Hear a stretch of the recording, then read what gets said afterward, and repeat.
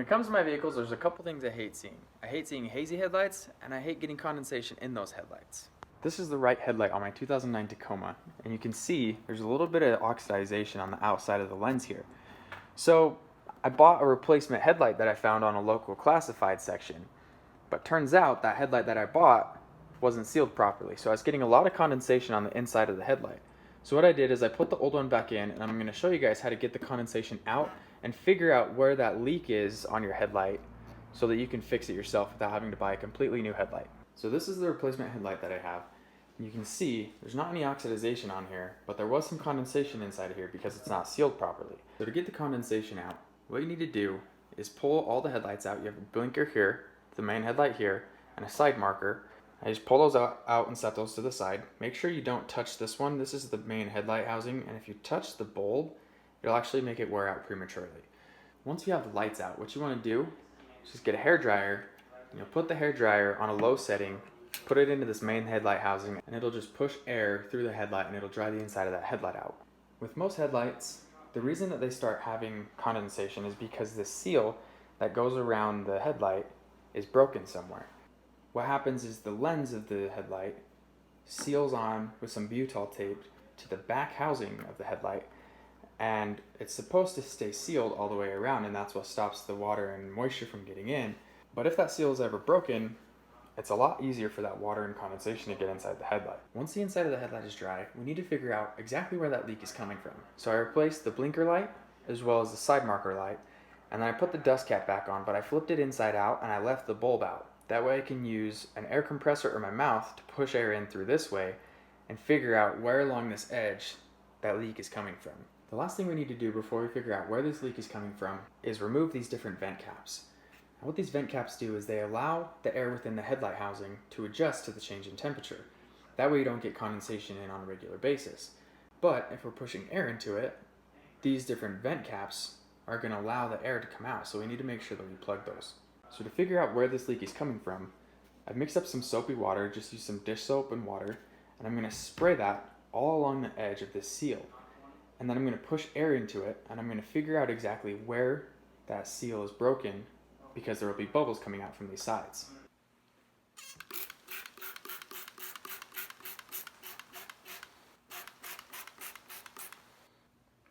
So I found the spot that's leaking on the headlight.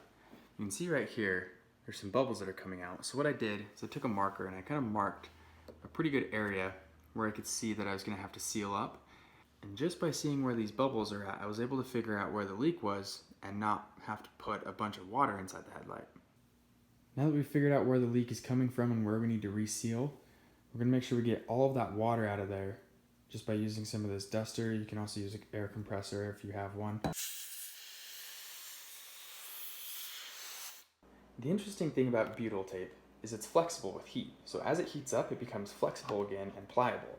So what I'm going to try to do first is I'm going to try to use a heat gun, and I'm going to use this heat gun to heat along this edge right here and see if I can make that butyl tape flexible enough to where I can use a clamp to just compress this back down and see if I can get that headlight to reseal without having to use any kind of silicone sealant.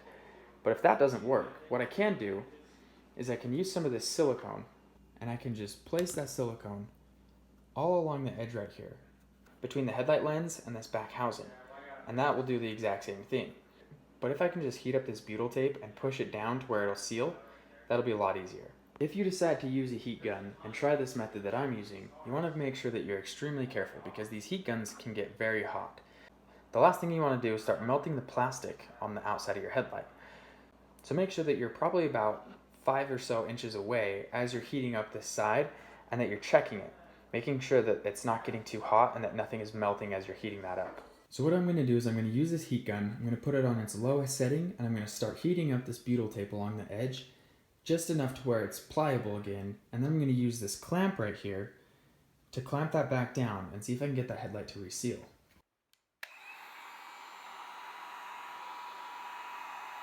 So I've heated up this edge just enough to where it's pliable again, and I'm going to use this C-clamp to clamp down right along this edge and hold that seal down and see if that can reseal the edge. Once you put your C-clamp on, you don't need to do it overly tight. You just need to do it to where it's snug and it's going to stay on there and hold that plastic down to the back headlight housing.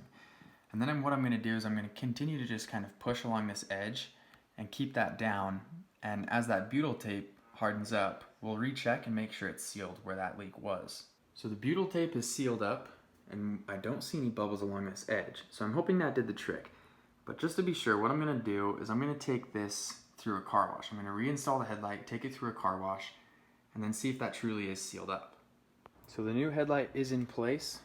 All we have to do is screw everything back in, and then we'll take it through the car wash and see if it's sealed. Alright, so we just got to the car wash. We'll go through here and we'll see if that headlight is still sealed.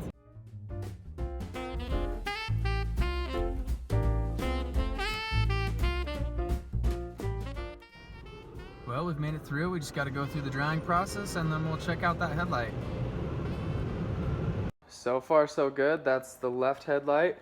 Coming over to the right side. Everything looks good right off the bat. What I'm going to do is I'm going to give it a few hours. These are some water spots that are left over on the surface from the car wash. But I'm going to give it a few hours and see if anything shows up. About 2.5 hours. There's no condensation that I can see inside the headlight. So I'm thinking that we got it. So there you go. All it took was a little bit of heat from a heat gun and just pushing that seal back down to seal it up. If you found this video was helpful, make sure you give it a thumbs up and subscribe. And while you're at it, check out some of my other videos. As always, if you guys have any questions for me, make sure you just leave them down in the comments below, and we'll see you around.